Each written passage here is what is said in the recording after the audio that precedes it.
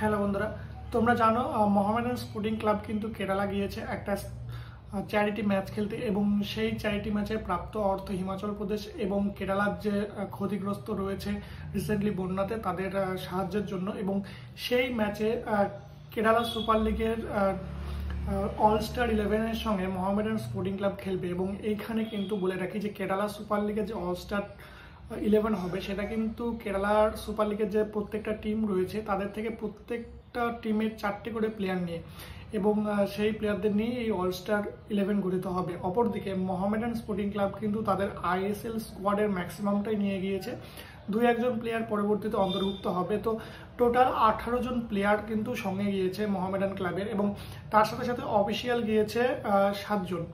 এবার আজকে আমি তোমাদের এই প্লেয়ারদের নামগুলো জানাবো যে কারা গিয়েছে কিন্তু কেরালা সুপার লিগ খেলতে। অর্থাৎ এটা থেকে কিন্তু তোমরা আইডিয়া পেয়ে যাবে যে মোহামেডান স্পোর্টিং ক্লাবের আইএসএল টিম কি হতে চলেছে।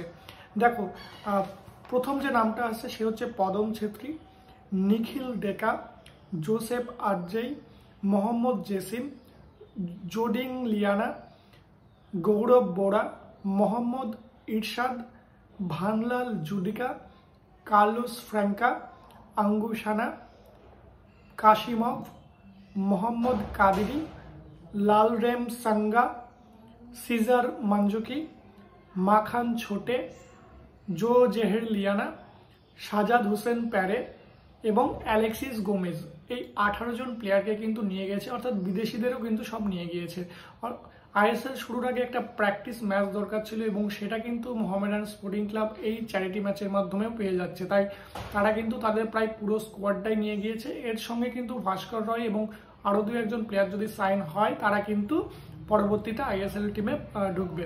এবার যারা অফিসিয়াল গিয়েছে তাদের নামগুলো বলি। দেখো, প্রথম কোচ গিয়েছে অ্যান্ড্রেস সেন্ডারসন, এর সঙ্গে গিয়েছে মিলোস পেট্রোভিচ, মোহাম্মদ বেলাল কুরেশি, দিগন্ত দাস, আরসালান মির্জা, অ্যালিসন কার্ডেন এবং দেবরূপ জ্যোতি গুপ্তা।